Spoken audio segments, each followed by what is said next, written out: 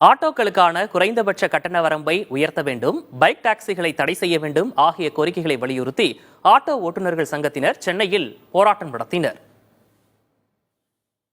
சென்னையில் ஆட்டோ தொழிலாளர்கள் மிகப்பெரிய அளவில் பேரணியில் ஈடுபட்டிருக்கிறார்கள். கோட்டை நோக்கி இந்த பேரணியை அவர்கள் மேற்கொண்டிருக்கிறார்கள். அவர்கள் வைக்கக்கூடிய முக்கிய கோரிக்கை என்பது 2 முக்கிய கோரிக்கைகள் இடம்பெற்றிருக்கிறது. அந்த கோரிக்கைகள் என்னென்ன, எதற்காக இவர்கள் ஆட்டோ தொழிலாளர்கள் கோட்டை நோக்கி முற்றுகை பேரணி மேற்கொள்கிறார்கள் என்பது குறித்து இந்த தொகுப்பில் நாம் பார்க்கலாம். தமிழகத்தில் பேருந்துகளுக்கு அடுத்தபடியாக பிரதான பொது போக்குவரத்து வாகனங்களாக உள்ளவை ஆட்டோக்கள்.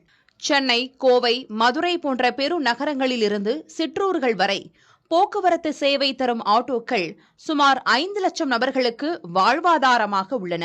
எனினும் தங்கள் தொழில் அண்மை காலமாக நசிந்து வருவதாக கூறுகின்றனர் ஆட்டோ ஓட்டுநர்கள்.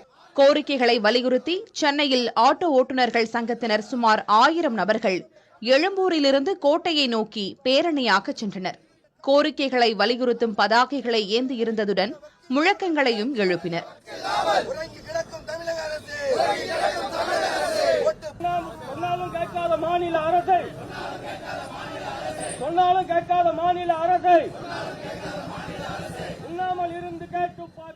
ஆட்டோ கட்டணங்கள் கடந்த 11 ஆண்டுகளுக்கு முன் உயர்த்தப்பட்டதாகவும் தற்போது விலைவாசி கடுமையாக உயர்ந்துவிட்ட நிலையில் அத்தொகையை உயர்த்த வேண்டும் என்றும் இவர்கள் கூறுகின்றனர்.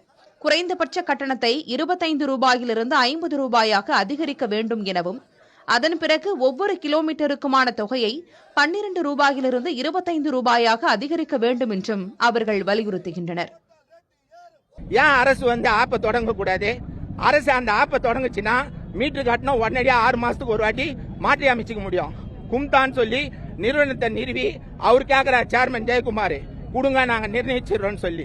ஆனா அரசு முதலமைச்சர் டேபிள்லே இருக்குது. எப்படி நியாயம்? முதலமைச்சர் டேபிள்ல 4 வருஷமா இருக்குமா ஆட்சிக்கு மீட்டர் கட்டணத்தை யார் தடுத்தது?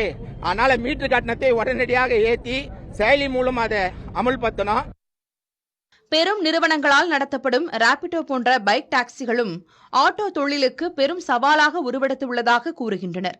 பைக் டாக்ஸிகளில் பல்வேறு சட்ட ரீதியான சிக்கல்கள் இருப்பதால் அவற்றை தடை செய்ய வேண்டும் என்ற கோரிக்கையும் முன்வைக்கப்படுகிறது. 5 லட்சம் ஆட்டோ ஓட்டுநர்களுடைய வாழ்க்கை குடும்பங்கள் கேள்விக்குறியாக்கப்படுது. வருமானம் என்பது இல்ல, அது இன்சூரன்ஸ் கிடையாது. 3ஆம் நம்பரை ஏஜின் போனோம்னு சொன்னா பர்டிகுலரா பேட்ச் தேவை, கூடுதல் தகுதி தேவை. பொதுமக்களை ஏஜின் போறோம்னு சொன்னா அந்த வண்டிக்கு பேட்ச் இல்ல, இன்சூரன்ஸ் இல்ல. 2 வீலர்லாம் 14 வருஷம். அந்த 2 வீலர் ஏத்திங்கன்னா எதுவுமே கிடையாது, ஓட்டுன்னு போறவருக்கும் கிடைக்காது. அதனுடைய டாக்குமெண்ட்டை செக் பண்ணீங்கன்னா அதர் ஸ்டேட் வண்டிங்க ஓடுது. ஆனா ஆட்டோக்கு எஃப்சின்றது வருஷத்துக்கு ஒரு முறை பண்ணனா 40,000 ரூபாய் தேவை.